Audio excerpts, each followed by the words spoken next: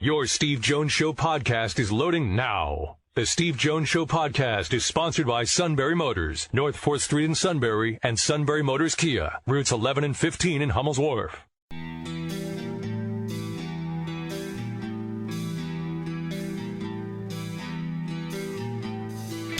Sports talk where your voice counts. This is the Steve Jones Show on News Radio 1070 WKOK.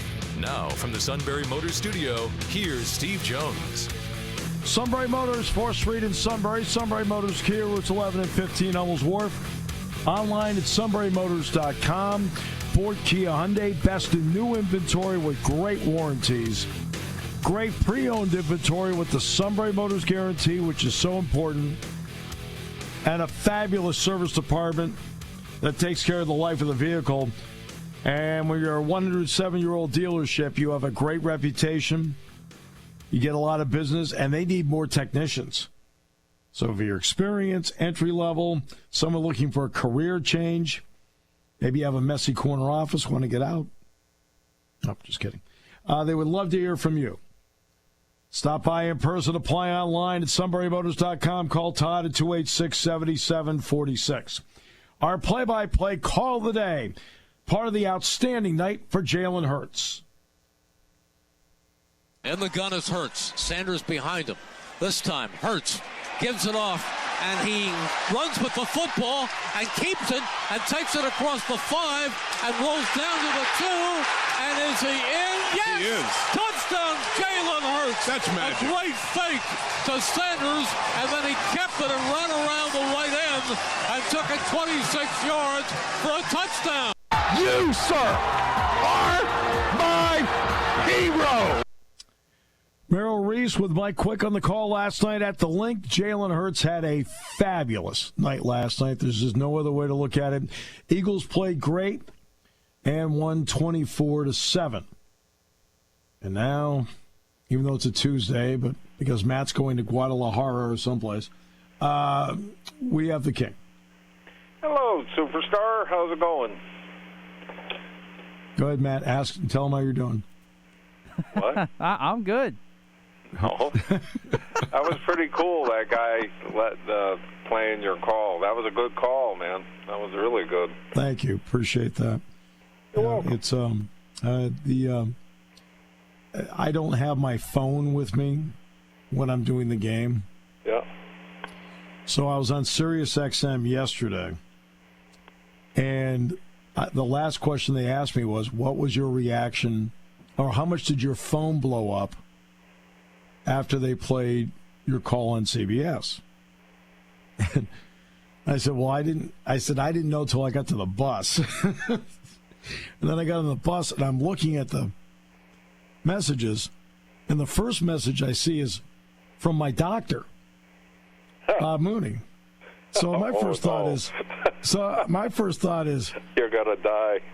geez, Bob, I mean, is there a prescription I forgot, something like that?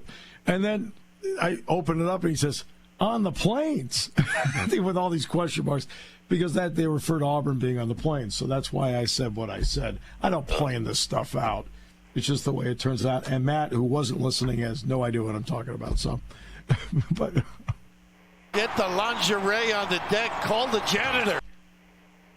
But yeah, so I mean, and it's nice what Brad said. That was really nice what Brad said. So Yeah. and yes, we have been friends for probably 30 years. So What happened to Todd Blacklitz? well, that was a CBS game. So I so thought Todd, he worked with him.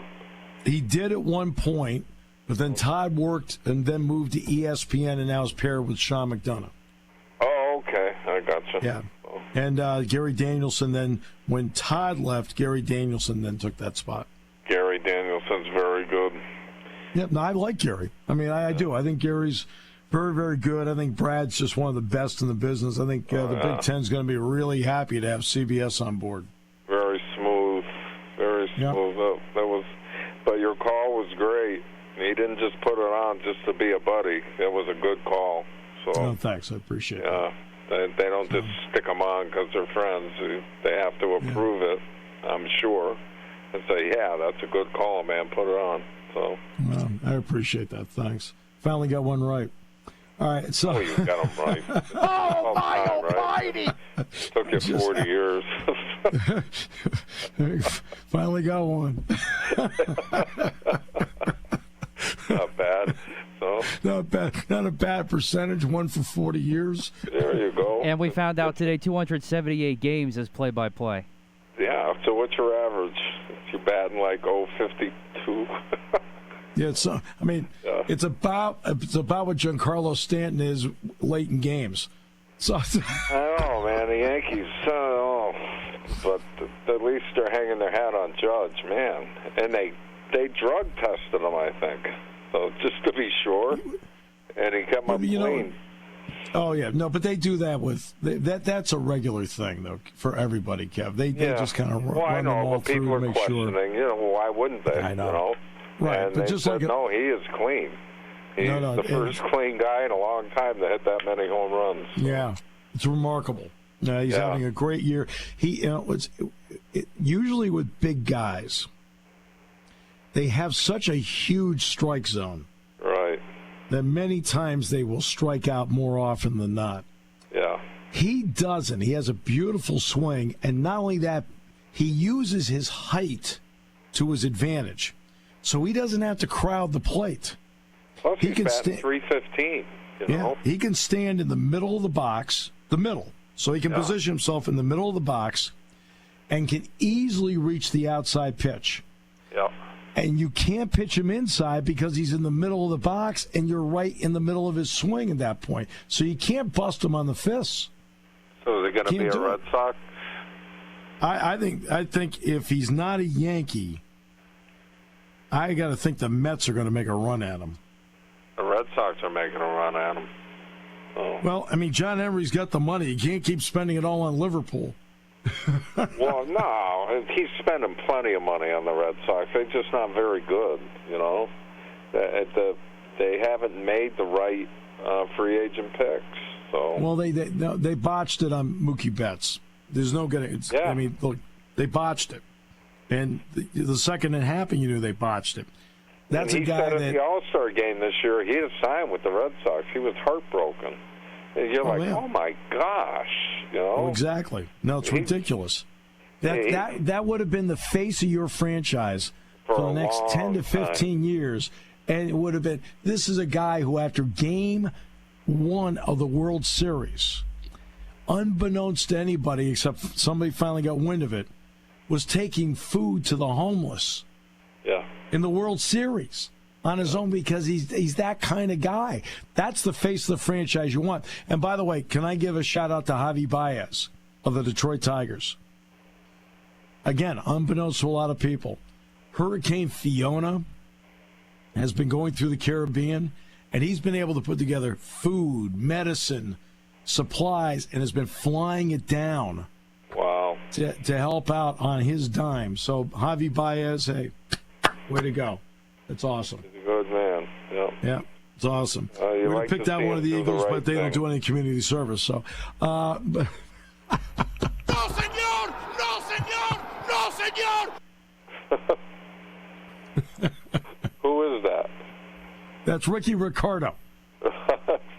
Ricky Ricardo, who's been on the show several times, is the Spanish play-by-play voice of the Yankees.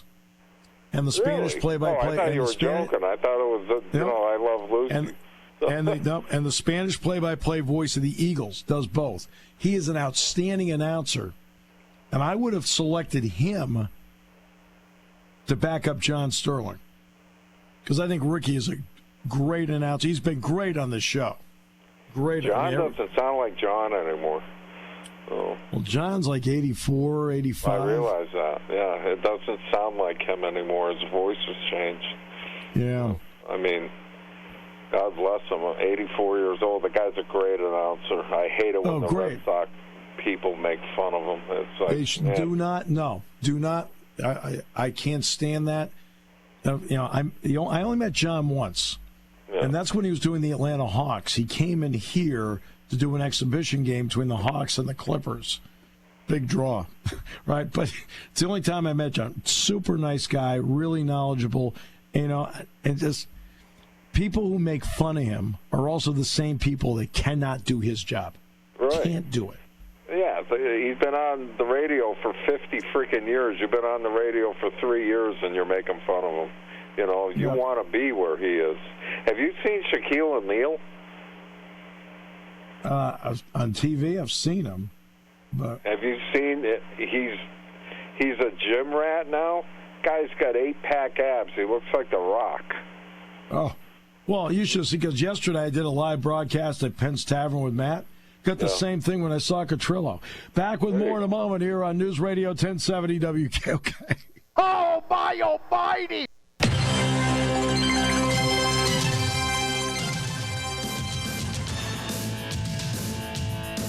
Time now for picks. All right, so last week, Steve and I went 7-4. King went 5-6. So Steve maintains a 1-game lead over me at 24-12. I'm 23. King takes more chances. Yes, and King is 17-19. King takes more chances. That's why. Yes. Well, yeah, I'll take one for the team, but I don't care. What are you, Matt? 23-13. Yeah. And I'm still under 500. You're 17-19. Yeah. Yeah, but I have fun. That's right. But I'm telling you, I never even said it last week. Like Cincinnati, Pittsburgh. Come on. I got that game in the bag. I know. And I'm watching, and they say, oh, the snapper's injured. What? The snapper's injured. I said, what again? Yeah. I rewound it. I said, you can't be serious. They miss an extra point. They miss a field goal. They should have won that game. Yes. So, but they did. I mean, they played on the one snap. They played the theme to "Chariots of Fire." It went back so slow. It's like, gosh, how do you not have a backup snapper? It's the NFL. So. There's only 45 Kev. There's only 45 roster spots. See, yeah, but that's an important spot. So what you do is you get somebody who has snapping experience, and then they become the backup snapper. Well, that's what this guy that didn't work out so well. So. Right. But almost every team in the NFL would have been in the exact same spot. Yeah. Yep. Because you can't waste a spot. It's got to be somebody who can do both. It's like, for example, 9 times out of 10, the backup punter is the place kicker. Yeah. Well. Oh, well. I looked at my wife. I said, "Dad, I used to be good at this. I can't win a game. I can't pick a game to save my life. I mean, I would have won the money pool this week, except, well, probably not. But geez, yeah, I hear you. Well, Miami's losing by 30 freaking points. They come back and win. Yep. You know, they had 10 points on the game. I'm like, I'm watching. I'm like, there's no way. And way. You know. The Jets win. Yes, that too. There you go. Stink, for God's sake, so they win. Yeah, you know, this year there's like 3 good teams, and then the rest of the teams, it's just like who's going to win this week? Who knows? You know, Buffalo is just off the charts. And why won't Pittsburgh play the rookie? Good Lord. Well, we'll see. That's Maybe what the after crowd this week. wants. Like the most popular guy, like to a guy like Matt's always the backup quarterback. So I'm watching it, and I'm like, Trubinsky has never been good, ever. It's not like you're going to invent something. I'm sure he's a nice man, but as far as quarterbacking an NFL team, and now watch San Francisco.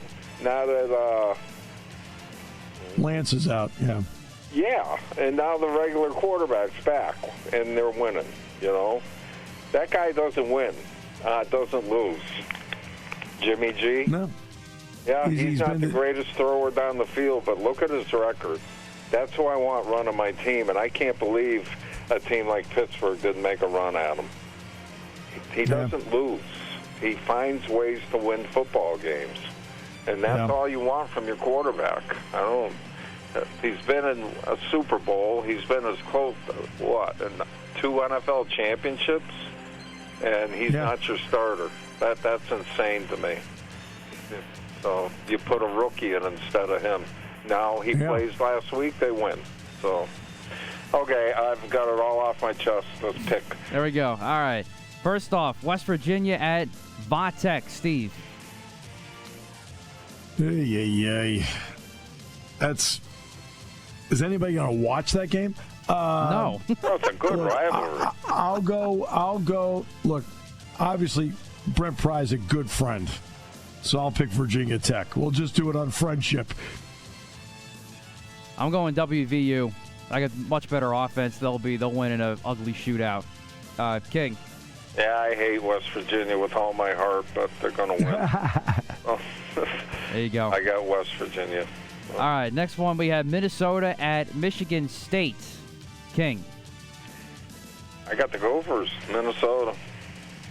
I'm going with the Spartans. Minnesota also just lost their top receiver, too. Oh, see, I don't know that stuff. Unfair penalty.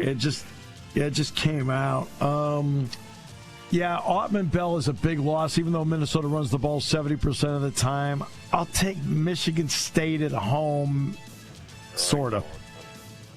All right. Yeah, they looked terrible last week against Washington. We all picked MSU last week, but I was going to take Washington. Remember I asked you guys about it, and then you guys said they sucked, so I was like, okay.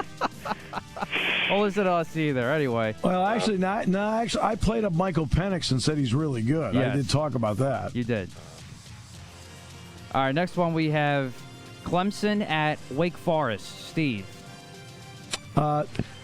Clemson, but close. I mean, Hartman's back, but I'll pick Clemson, even though their offense is still a problem. I'm going Clemson as well in a close one. Yeah, I took Clemson. All right, and then we have Florida at Tennessee. Steve. I'm going to take Tennessee. Okay. I think Florida's just, and there's something about them still missing. I'm going with the Gators on the road. I don't like Tennessee's defense. King? I took Tennessee. Florida barely beat South Florida, so I really don't have anything to go by except I heard Tennessee's really good. So Steve, you got Tennessee? Yes. And Matt, you got? I got Florida. Yeah. And then finally, we have Arkansas at A&M. I got Arkansas in a landslide. I think they're just too tough for A&M. A&M's mediocre play. Steve? I was talking to the suit yesterday. He asked me where this Arkansas was from. I'm like, I have such doubts. Still can't get that through his brain. I'll take Arkansas. King? I got Arkansas. All right. Clean sweep of the Razorbacks. And now, NFL time. Starting off with those Buffalo Bills at the Miami Dolphins. King. Oh, Buffalo is going to beat them to death. But Miami, they've got those wide receivers that they're not out of any game because of it. But I think Buffalo is the class of the NFL this year. I got Buffalo. Could be a close game still, but Buffalo's front four is going to force some turnovers on Tua. Bills. Good game. Bills win. The quarterback play for Buffalo was just off the charts. Oh, yeah. He's really as good as any quarterback you've seen in a long, long time. He's really good. No doubt. All right, next one. Rams at the Cardinals. King. I'm going to go with the Rams. They're not hitting on all cylinders yet, but I think they will be. Rams. Steve? I think the Cardinals are bad. Rams. Oh, yeah, I think the Cardinals totally stink. Next one, Green Bay at Tampa Bay. Interesting game. Steve? I'm going to go with the Bucs in this one. Down there, it's hard to go against Brady. I'm not a believer in the Packers this year. I know their defense is good. I know they got Rodgers, but he's not together with those young receivers. And Tampa's got enough D to stop that run game. I'm going with Tampa. I don't think that's a close game either. I really don't.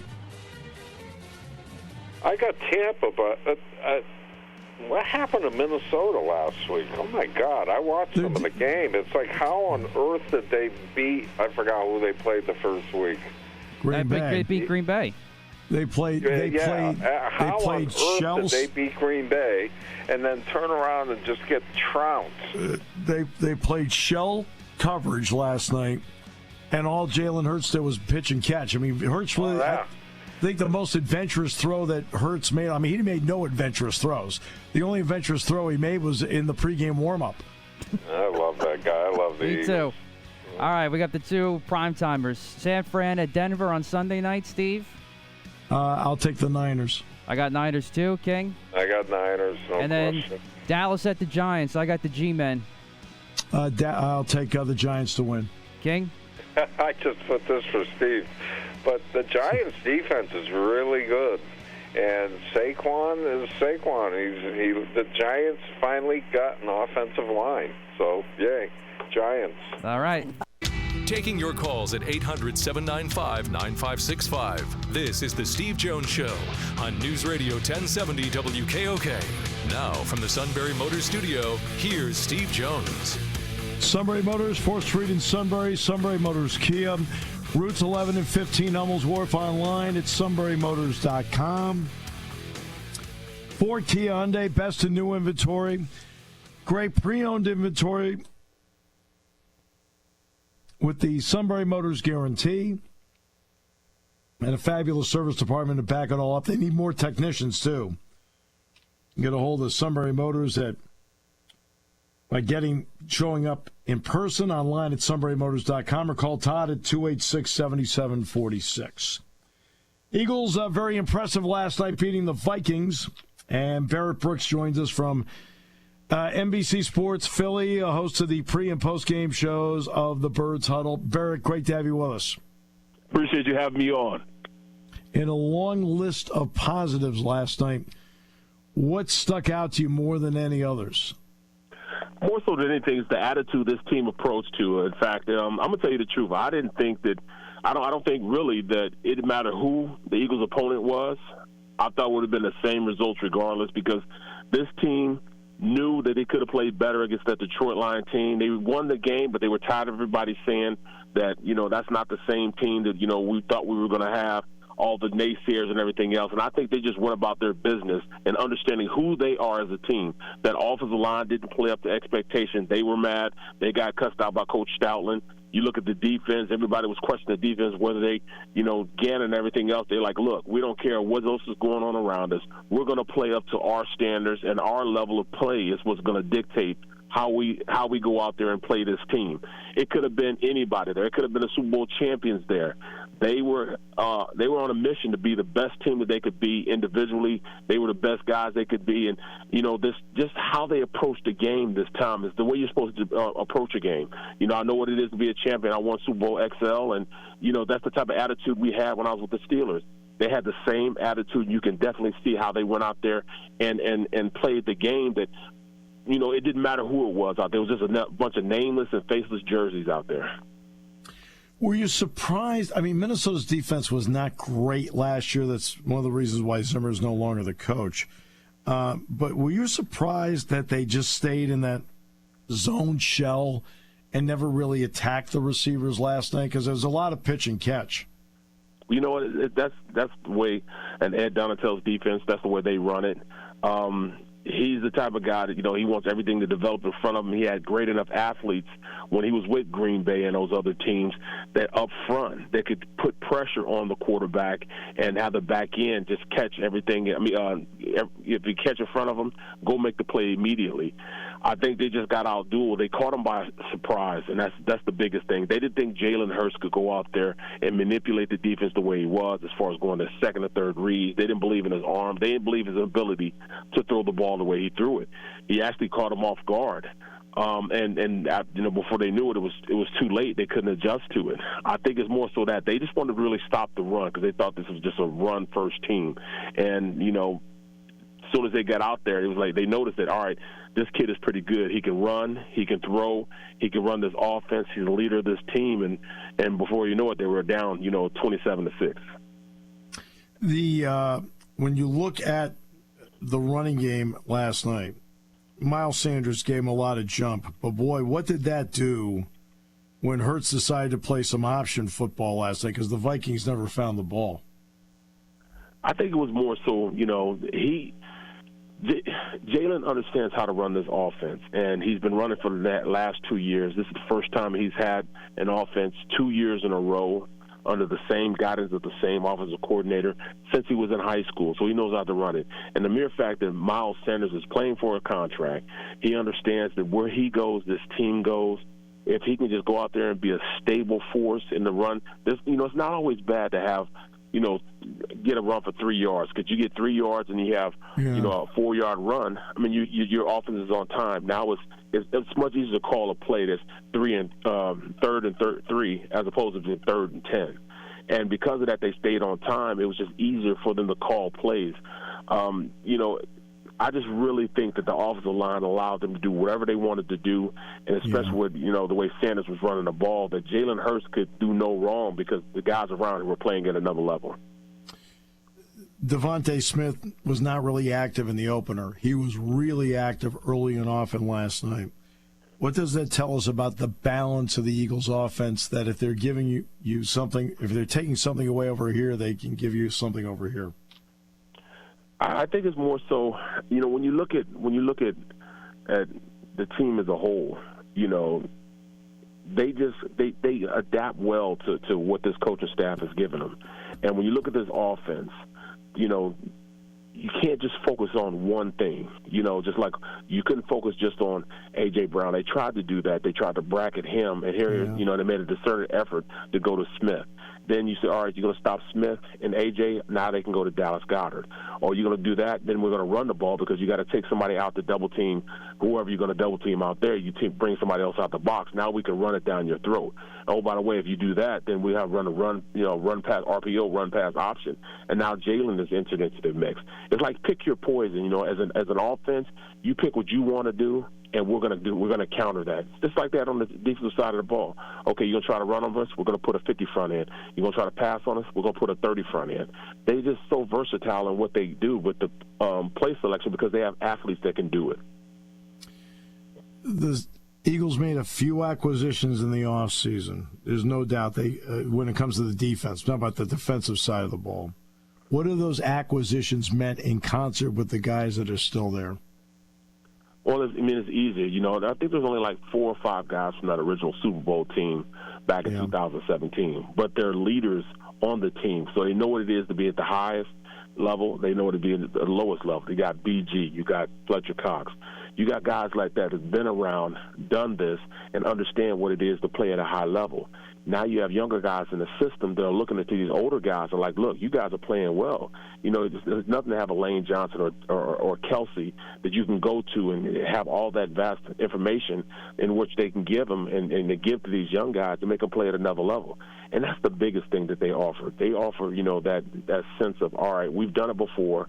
Just, pattern yourself out after me, look at my work ethic, and you can be the same. You could play just as well as I did. And I think that's that's exactly what this team is doing. They're following their leaders who are great leaders, and they're trusting this coaching staff. They really do have, genuine love for this coaching staff. This coaching staff could do no wrong to them. They understand that, he will do anything that, Nick Sirianni will do anything for these guys. They'll play any way they want them to play because they trust them. And that's about the biggest thing biggest compliment you can have for a coach. Your players will do anything for you. They'll follow and knock down a brick wall for them. So when you have that type of coaching staff and the players will do that for you, the sky's the limit on what you can ask them to do.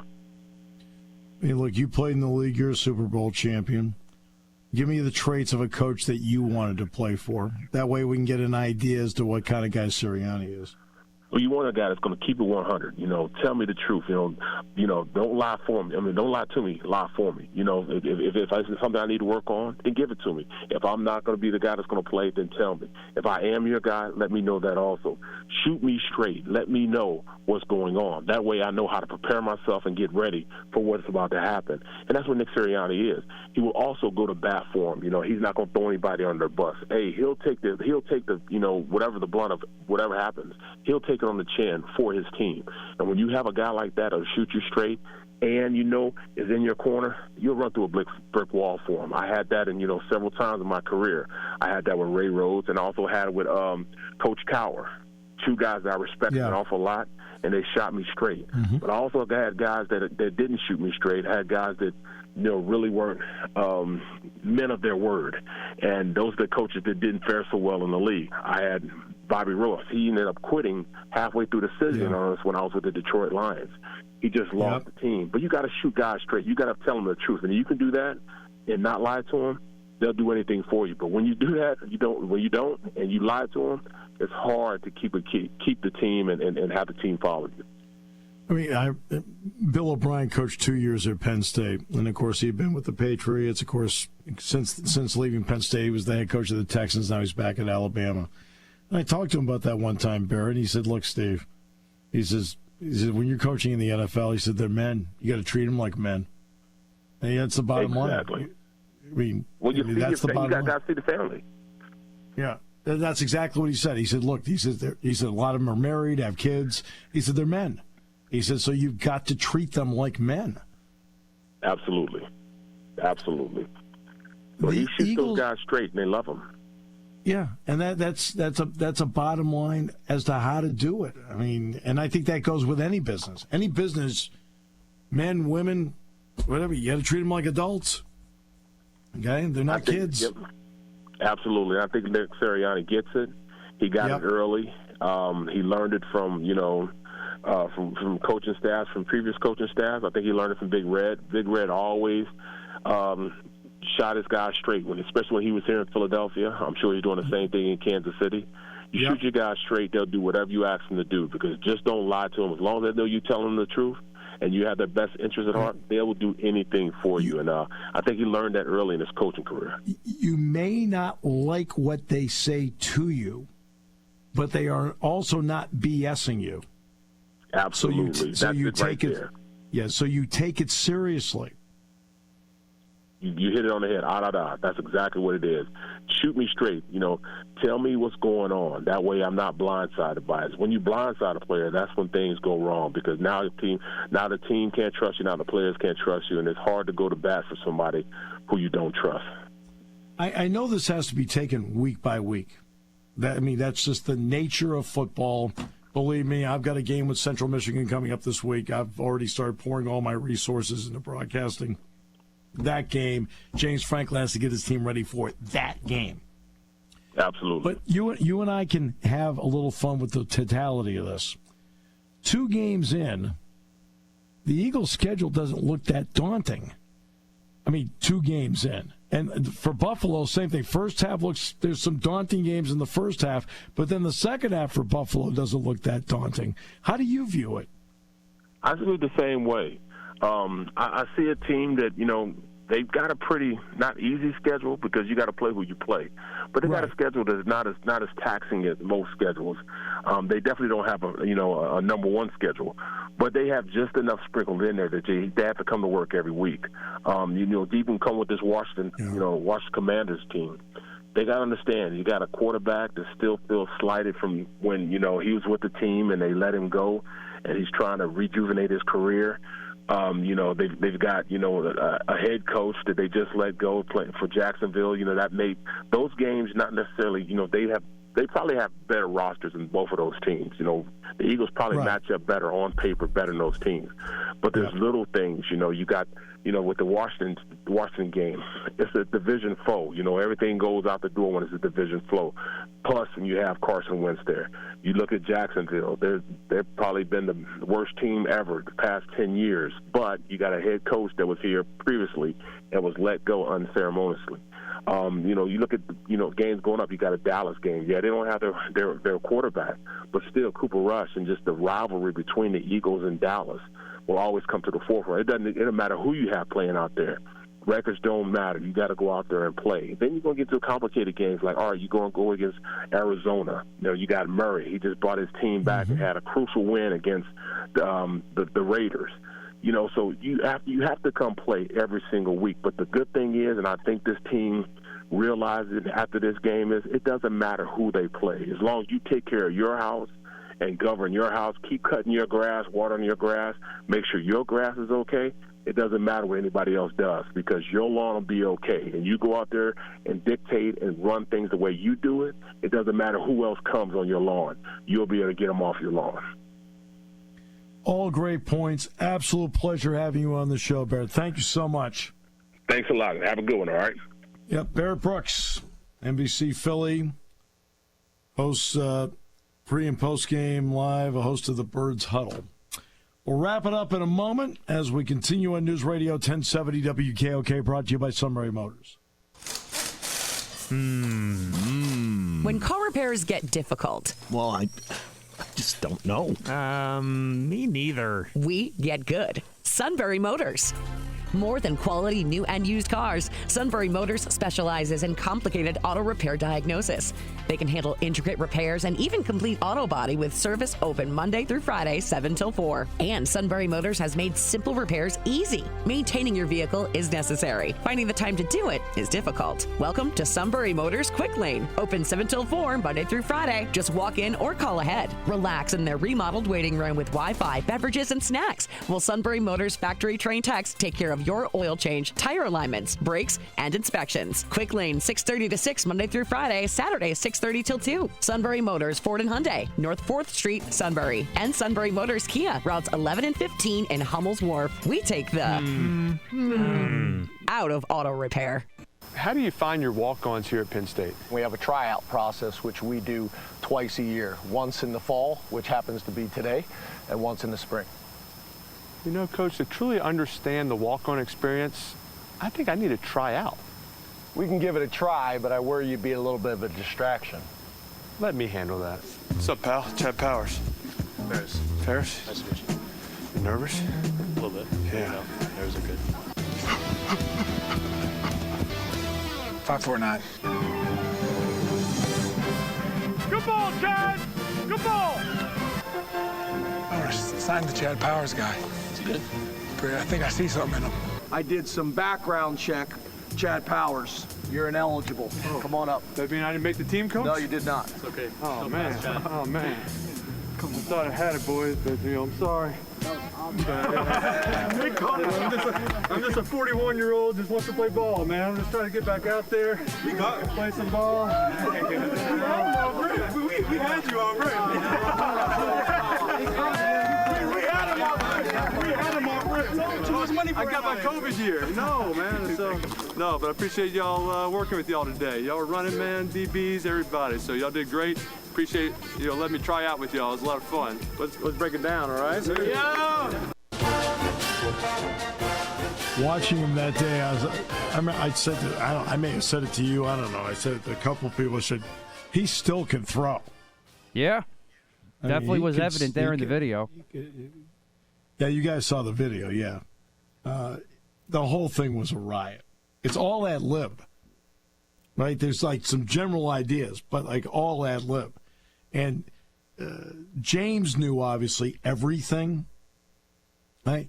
But the other staff people did not. And Danny O'Brien's like, okay, 5'4", the long jump was terrible. I mean, I don't even think he long jumped 7 feet. And then he's throwing. And see, what happened was Eli starts calling out patterns in football jargon that the walk-on would never know, like throwing it.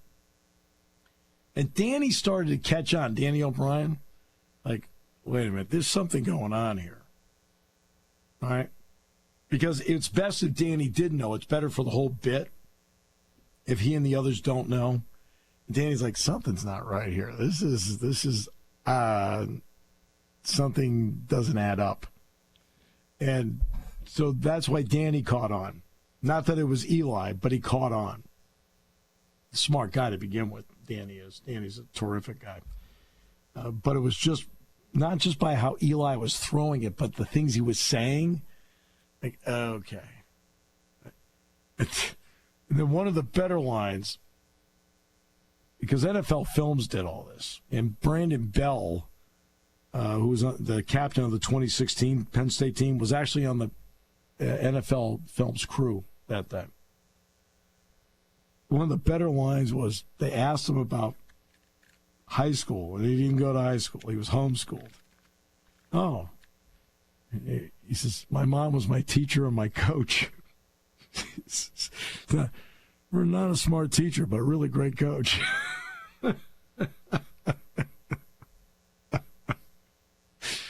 Oh, he's a funny guy. He's a dry sense of humor. James is funny anyway. And the whole thing was really well done. Really well done. Then at the end they show the part we've talked about before, how Barney got the scholarship. So, And yes, that is me standing next to Jack when Drew gets his. So you're mad at me. No, that's awesome. I enjoyed that. No, you're mad at me because of the offensive line thing. Just it is what it is. I know you blew it. It's all right. Get the lingerie on the deck. Call the janitor. You want 5 guys to play 3.5 hours in the heat. I got it. It's fine. At 300 pounds apiece. I understand where you're coming from.